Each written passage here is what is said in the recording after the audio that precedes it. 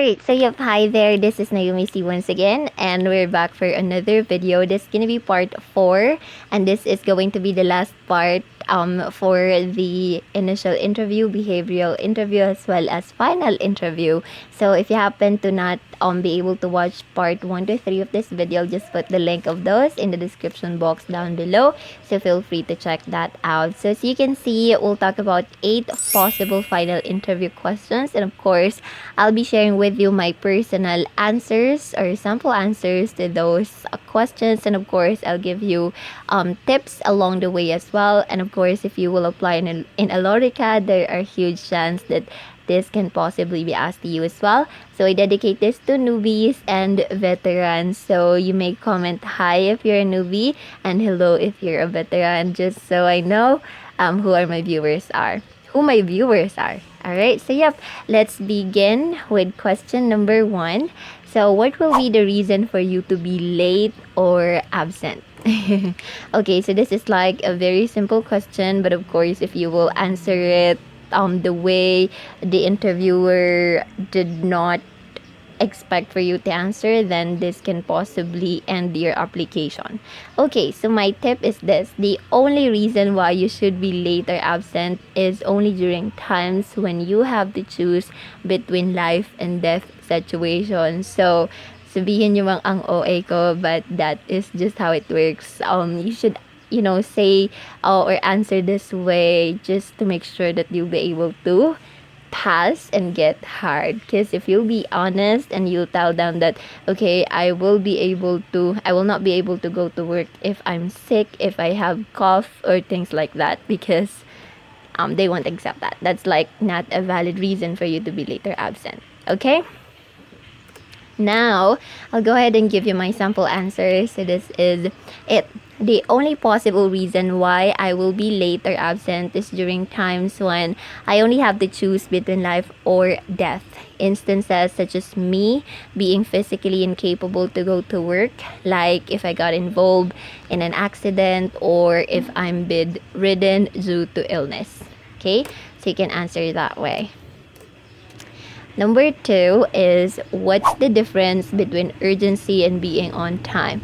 So I believe I already created a video about this, but I'll recreate another sample answer for you. But of course, let's proceed with tips first.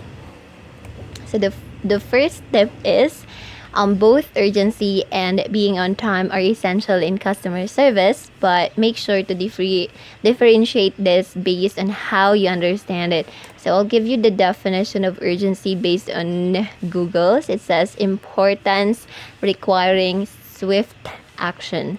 And then on time means punctual or punctually. Alright, now I'll give you my sample answer, and this is it. For me, urgency is when you have to do a specific task or job in a quick manner, whereas being on time is when you're able to complete a task within the time frame given. Both are essential in delivering customer service efficiently. Alright? Now, yep, that's how you should do it. Now, question number 3. Why should I hire you? So this is a typical question. Actually, there are times when this can be asked during your initial interview as well. But the first tip to nail this question is this. This is the best time for you to sell yourself to the interviewer or the company you're applying for.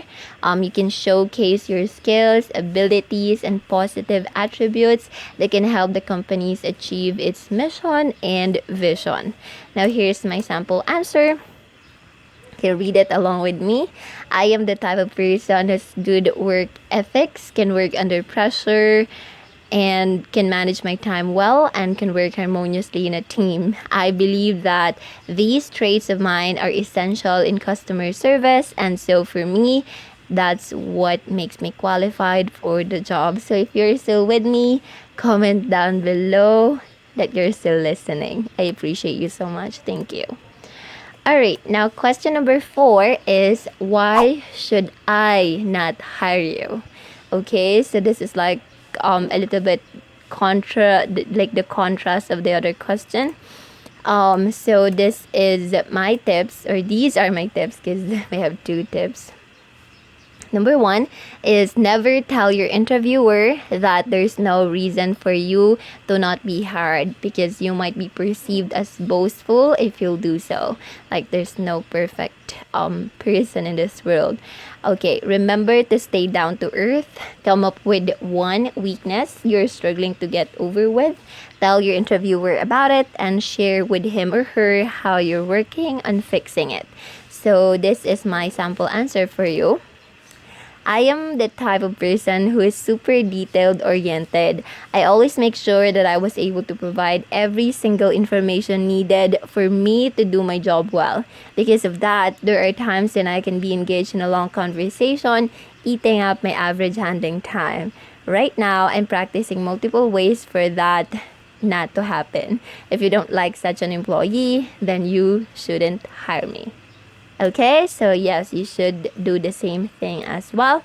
Now, question number 5. If you have questions, feel free to drop that down below because I'll answer to those as soon as I can. Now, what can you contribute to our company? Okay, now here are my tips to nail this question. Number 1, make sure to provide what you're capable of bringing into the table. What is it in you that can help the company, right? So if you happen to receive an award or recognition in your previous job or studies which you think is relevant to the job you're applying for, share that then. Okay, so here's my sample answer. As a dedicated employee, if you'll give me the chance to be part of this good organization of yours, I'll do everything that I can do to make an impact in your company. I'll make sure to abide the rules set and also perform as best as I can. I have great communication skills, I can handle pressure, I can work in a team, and I have good work ethics. Alright, now question number 6, why Alorica? Okay, here are my tips for you to nail this question. Make sure to do research about the company's mission, vision, goals, recent rewards, recognitions, or accomplishments, and make sure to provide positive insight about the company. Sample answer is this. Of all business process outsourcing company available out there, I've chosen your good company, Alorica, as my possible employer. The reason for that is because before I came here to apply and attend an interview, I did my own research first, and with that, I found out that Alorica is one of the largest BPO companies all throughout the country that provides great compensation with excellent benefits and wonderful people. On top of that, your company received multiple awards and recognitions here and abroad. Alorica is the exact company I am looking for. Okay, so yes, then question number 7. One day you'll leave our company. What would be the reason why you'll do so and why? So here's my tips for you to nail this question. Let your interviewer feel that you will never leave the company anytime soon. Include your company in your future goals. And lastly, if you leave the company in the future, tell the interviewer that it will happen only when you're about to retire already and other valid reasons. So here's my sample answer. So I am not planning to leave this company of yours anytime soon. In fact, as of the moment, my main goal is to be part of this good organization of yours. Should a time come that I may really have to let go of your company, that's only because I'm either retired already or if I'm physically incapable of doing the job anymore. Now, last question, how long will you stay in our company? Now, here's my tip to nail this question. So cheesy as it may seem, but you have to tell your interviewer that you will stay in the company as long as you're valued, cared for, and heard. Alright, so here's my sample answer. I will stay in your company for as long as I still provide significance or value towards what I do, and for as long as I am valued as an employee, heard, and cared for. So that is it, you guys. I hope to see you in my next one. Bye!